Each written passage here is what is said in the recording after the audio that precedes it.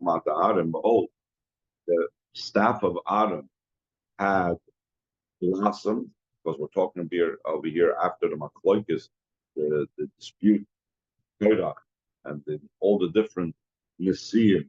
But we're told to the 12, the leaders of the 12 Shvatim, were told to place their staffs outside the oil moed, and behold, the staff of Aaron blossomed by Yigmol Shkedim, and it gave forth almonds.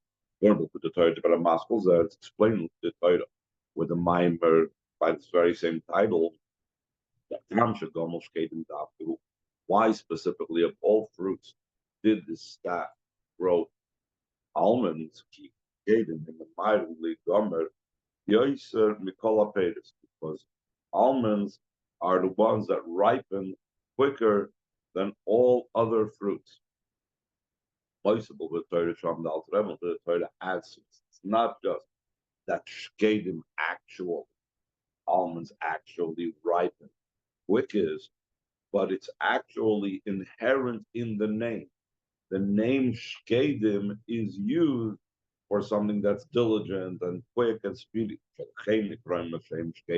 the reason why they are called shkedim.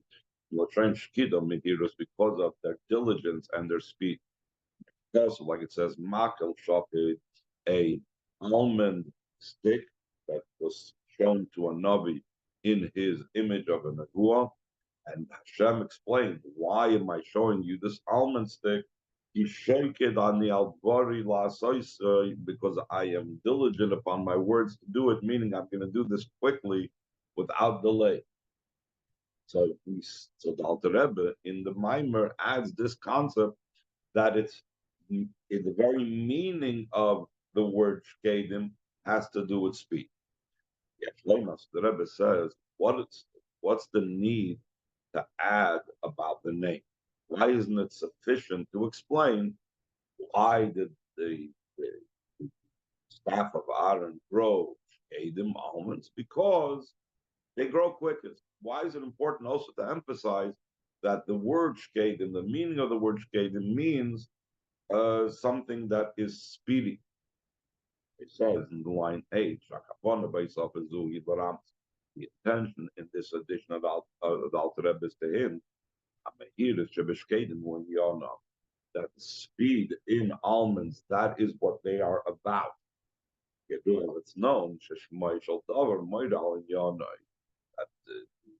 that the name of something indicates what it is and what its concept is. So therefore, that's the reason why the Alter Rebbe emphasizes that it's its name, because every item, every object can have in it different characteristics.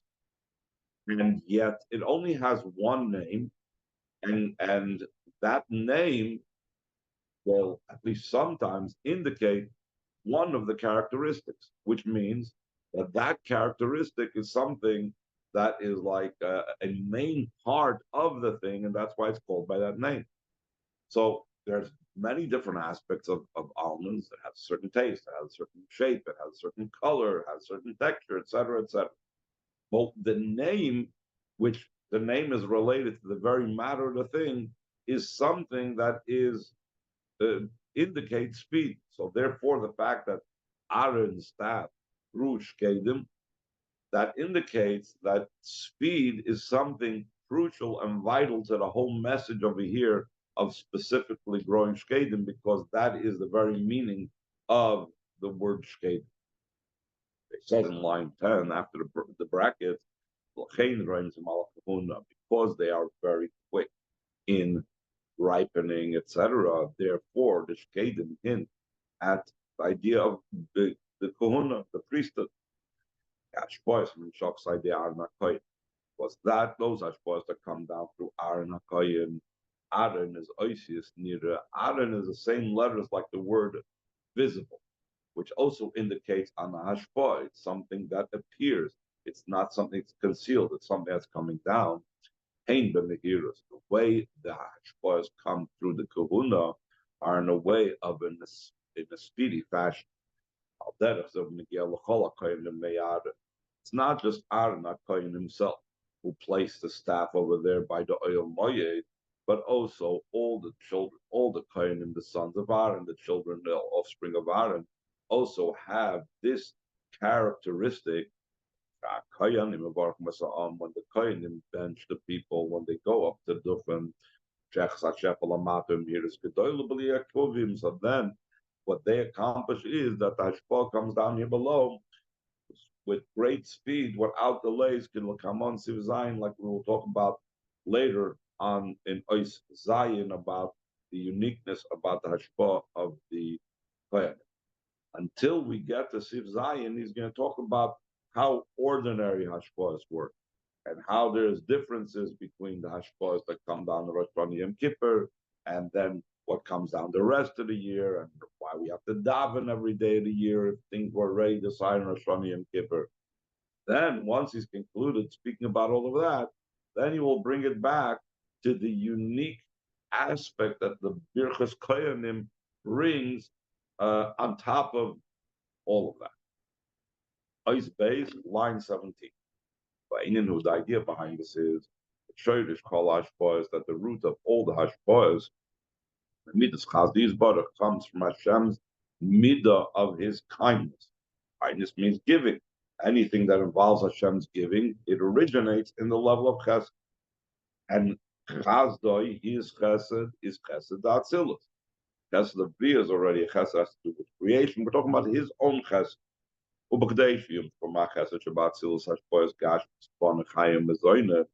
Chesed Atzilus is a spiritual entity, a spiritual revelation of Hashem. How does that become transformed and translated into physical things that we need? Children, life, health, and parnasa. Why they chesed yerd the mishtalshel v'chol madregish matzilus v'adasiya. This chesed that it originated from needs to now go through the seder ishtalshel. Needs to go through a evolution from the spiritual chesed of Atzilus till it becomes transformed into physical chesed down here, and that happens by going through all the different worlds until it reaches this physical world. The Rebbe adds now a very important point. Every single stage of transition, every single step in Seder Ishtalshlus needs a further re-evaluation, what I've sometimes called the spiritual bureaucracy. As it proceeds down, there's always a re-evaluation of it. It says in line 20, every drawing down from one level to another level, there is a examination, there is a judgment, there is a re-evaluation. If the Hashpah will come down in the level below, or it should remain in the level above.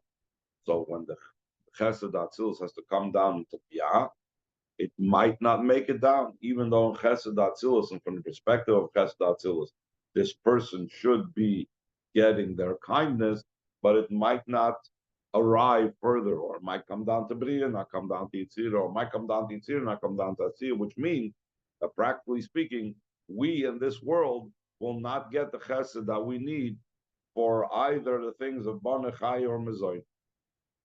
So the Rebbe goes on, and this explains, that is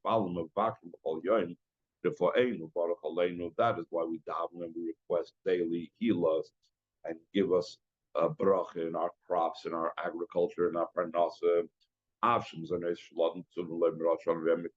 Though a person's sustenance, as Chazal say, are established between the days starting from Rosh Hashanah till Yom Kippur, that is the time when a person's entire parnasa for the entire year is set. Now, one could challenge and say, okay, that's parnasa. What about the other things? What about health, life? What about children? The Rebbe says the word mezoinoisav in that Maimer Chazal is not supposed to be interpreted in a very narrow sense, just money in the checking account. It means the entire life of the person. The Rebbe says in line 5 in the parentheses,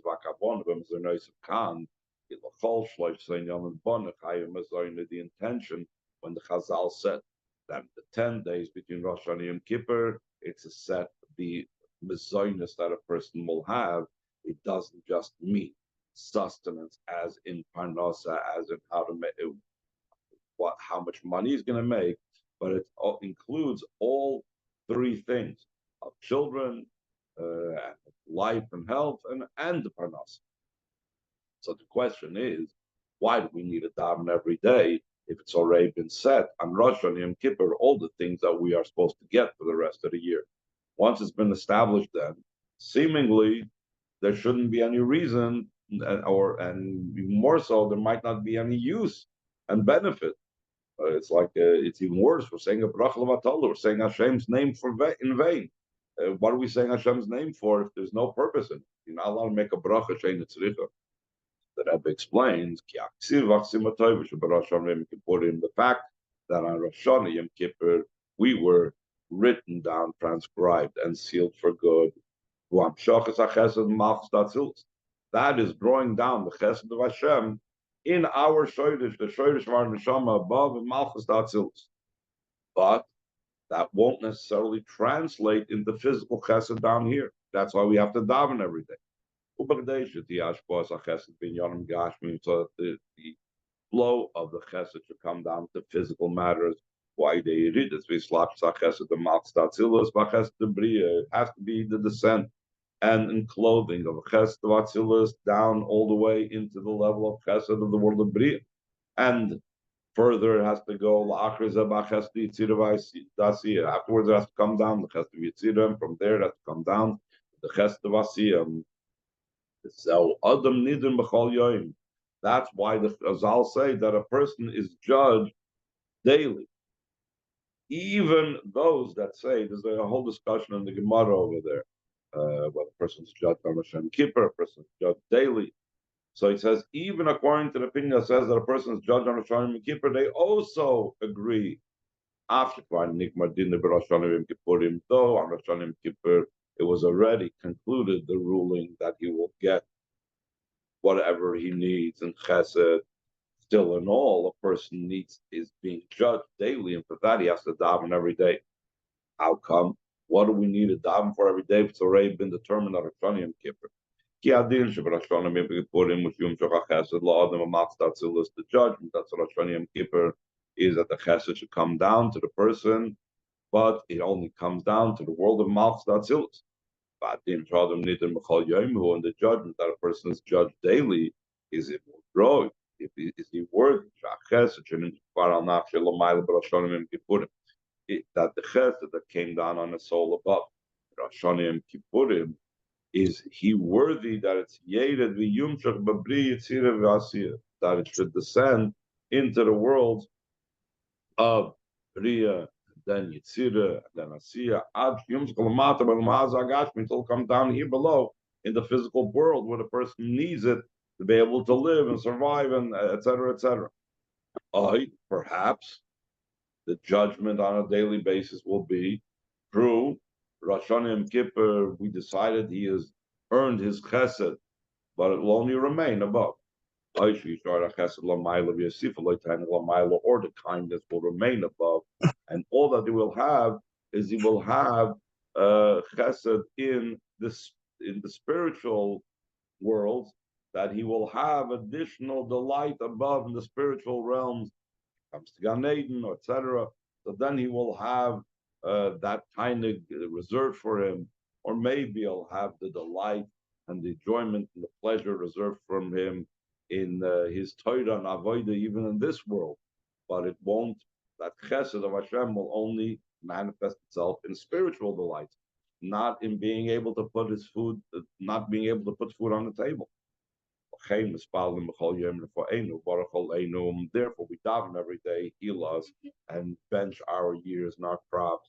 Because we're davening that the kindness that was set aside for him and established on Rosh Hashanah Yom Kippur, should come down here below into the physical world, in this world itself. Should come down in physical matters themselves. In other words, I mentioned before, it could come down in the physical world, But in the physical world, it could mean that he'll have this great and ishmak delight in his learning Torah, or his unbelievable delight in his daven, or in doing a mitzvah. So it's not just enough that the chesed of Atzilus comes down to this world, but it needs to come down also into the physical world. They should be able to put food on the table, etc. So that's one idea and one component of davening daily, that we are davening for the health daily and so on. Another idea in the judgment that we are doing every day, that's being done every day. Since the chesed of above is a spiritual kindness, also after it's been ruled above, that it should come down here below in this world. Yes, here is a further judgment. What particular form should the kindness in this world take? Will it be in health? Will it be in parnasa? Will it be in longer years, etc., etc.? Therefore, it was established to daven daily. The 12 middle brachas, we have 18/19 brachas. The three first brachas of Shemoneh Esrei till Ata Kodesh are like introductory brachas of praise. The final three brachas are like concluding brachas. So the brachas of request are the 12 brachas in the middle. Then the Chazal added the 13 brachas, but the center brachas in Shemoneh Esrei that are bookended by the three first and the three last, those are the ones that we established to ensure that the chesed comes down into this world and comes down into physical needs and into everything I need in this world. That in these brachas there are the requests of the individual person, and also requests are communal requests that are necessary for the entire community, again in the physical world as well. Any questions? So we're continuing in Ois Gimel, page Ches. What we said before, the last thing, that one of the components of the judgment that takes place every day, in addition to the judgment, will it come down from the spiritual world to the physical world? And in the physical world, will it be a physical chesed or not a physical chesed? In addition to that, the final thing we said is, what will the physical chesed form? What form will it take? Will it be in food, in life, etc., etc.? So he says, "V'hinei ikar adinu mishpat beis in yom shach chesed shach chesed niktzvei b'rosh hashanah kippurim chesed mitzumtzum b'yoyser." Primary situation that we need to have a judgment on a daily basis to determine where the chesed will manifest itself in the physical world. Will it be in food and children and life? That's only if what was established on Rosh Hashanah Yom Kippur was a very limited amount of chesed was established. And because it's a very limited amount, so therefore a choice needs to be made. What is this chesed going to be used for? That the chesed that was set and established on Rosh Hashanah is insufficient to be for all three things of children, life, and sustenance. There's enough in this chesed that was established on Rosh Hashanah for only two of them, or there's enough just for one of them. Therefore, there needs to be a daily judgment. How and in what aspects will this come down? Then there has to be a judgment whether the chesed will come down in children or life or sustenance.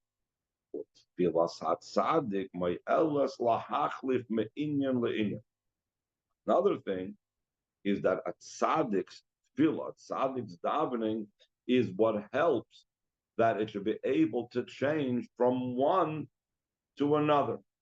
So in other words, we said there's a very constricted amount of chesed was set aside. How it comes during the year, and there's only sufficient for a particular line of the three lines, the tzaddik can choose and to switch it over and say, yes, a limited chesed, but instead of going into this line, it'll go into that line, like he's going to explain right now.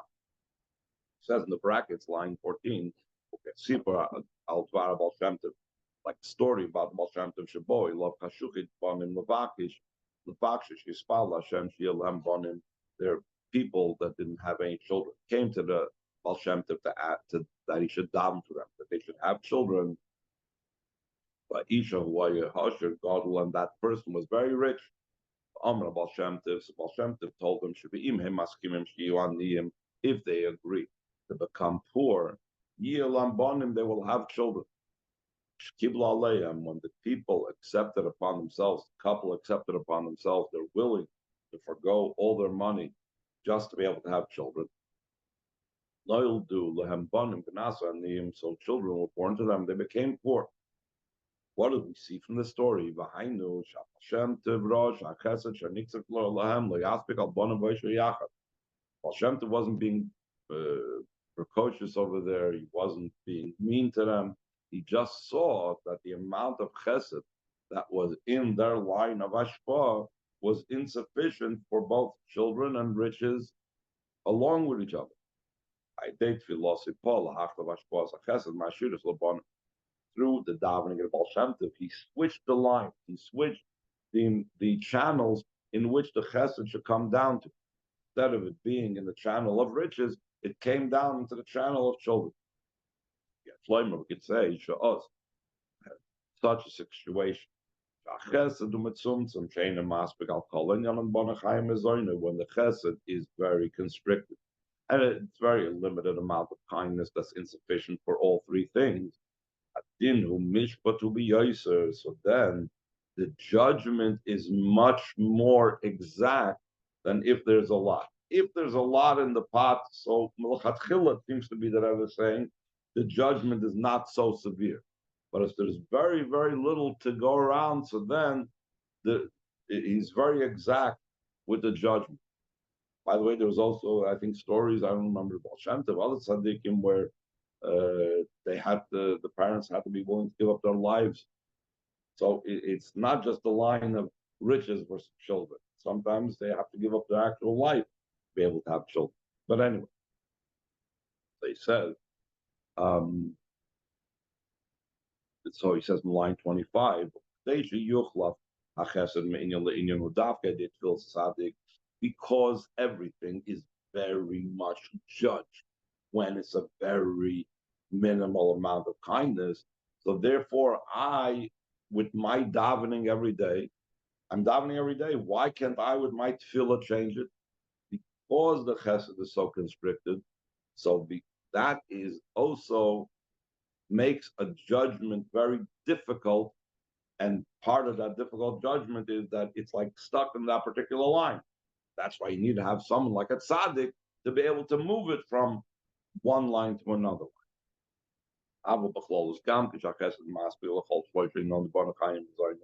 But in general, even when the kindness is sufficient to all the three matters of children and life and sustenance, even then we're davening daily. Why? But yes, still more yes, there's still a judgment daily. Is concerning every specific ashpa, and therefore we have the 12 middle brachas that's about health, and about parnasa, baruch aleinu, etc.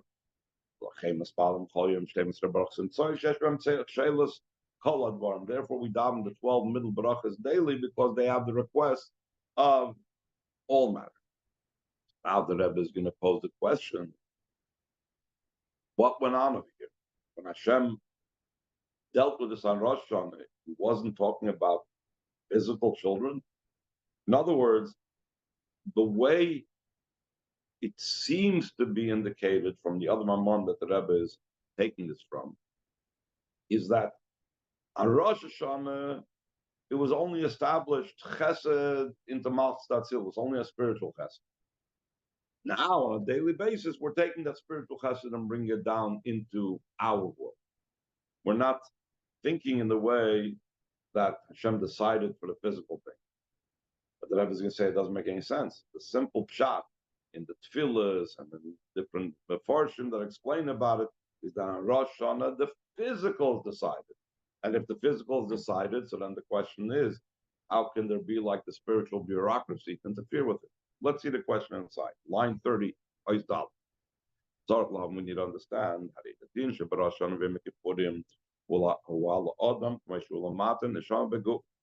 judgment of Rosh Hashanah Yom Kippur is for the person the way he's down here below on the neshama in the body. That's what Hashem is judging. He's not judging the din on Rosh Hashanah is not about a neshama in Gan Eden. Especially what's brought down to the Torah from the commentary known as the Goy's Maimonides, that a person is judged on Rosh Hashanah in matters of this physical world. And not only that, is he dealt with the neshama the way he's in this world. Not only is it dealt with the physical matters of this world, but the